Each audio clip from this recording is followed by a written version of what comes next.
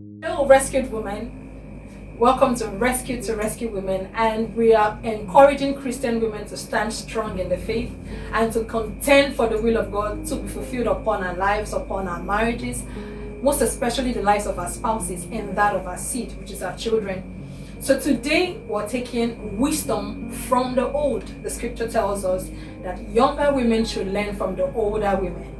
And our special guest on this broadcast today is a pre-marriage counselor. She took us on a counseling session, I and my husband, before we consummated our union. And mommy, it's 10 years now since we've been married. And I'm so excited. Thank God for the wisdom. And she's an experienced wife, experienced mother, grandmother, marriage consultant, and she's no other person. Please, with a round of applause, I want to join me as I welcome Pastor Mrs. Fumilayo Florence Lawal. So, Mommy, it's so good to have you here today. We're so excited, and we have experienced and enjoyed your wisdom and your counsel. I remember when she took us, it was, you could see the peace, and it was like somebody there welcoming you into marriage, even though she wasn't going to be there. But it has been a journey of, I just remember her because she's a role model. And so, Mommy, I would like you to tell us first, how long have you been married, and a brief insight to your experiences in marriage. Thank you for inviting me. Thank you for the honor. I've been married for 50 years. Wow. Wow. That's a long time. I got married on the 16th September 1971. So I have 4 children and I'm a grandmother. Grandchildren. Wow. That's amazing, Mommy. I was expecting to hear 8 children. 4 children. Because our mothers each, then. Yes. Strange. Each one of them, I spaced them 7 years. It's only the last 2 or 5 years different. Wow. What are your reasons for We're not that? in Nigeria. We live abroad, and you have to really plan your family. You go to school and all that. Nobody to assist. So you need to space them. I decided to space them so that the other one can be able to help. Assist.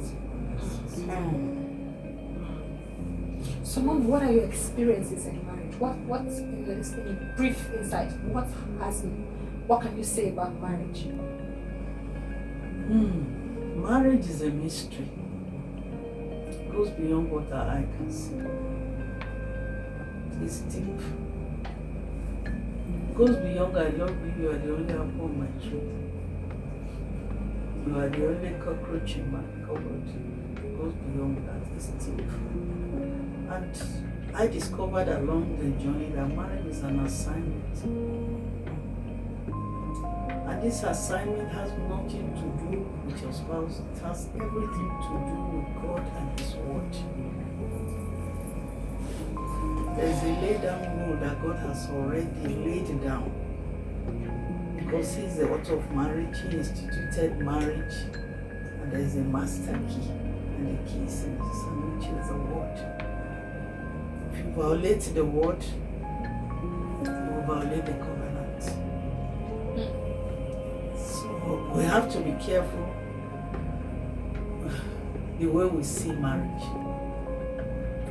because it is God's idea.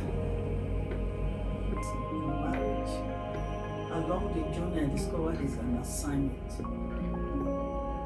That assignment has nothing to do with your spouse doing the right thing, but it has everything to do with God and His Word.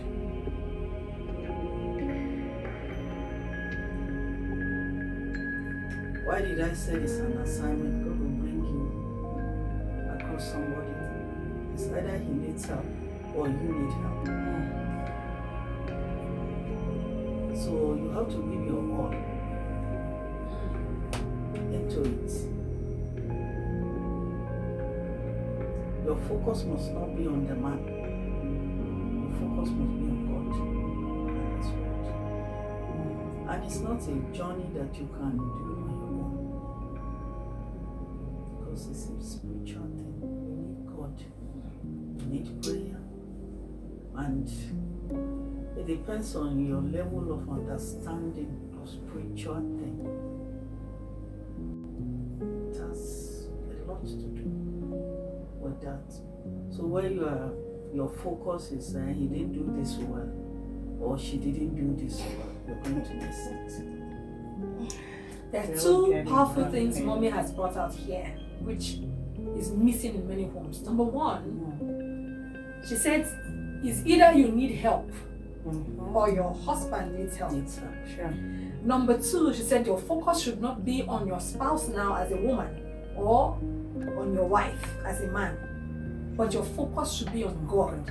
And I think that's where many marriages miss it, because the more we focus on our husband's weakness or your wife's weakness, the more you talk about it and talk about it, it's like you're stuck. And then you lose sight of what God is saying. I mean, that is very fantastic, and I think that's it takes a lot of time to grasp these things. But if you have a good coach and a mentor, if you're taking a journey, you want to learn something, whether it's an instrument or anything you want to learn, if you have a good coach who can compress the time for you and give you something that will take 12 years in 1 year, it means you've saved 11 years.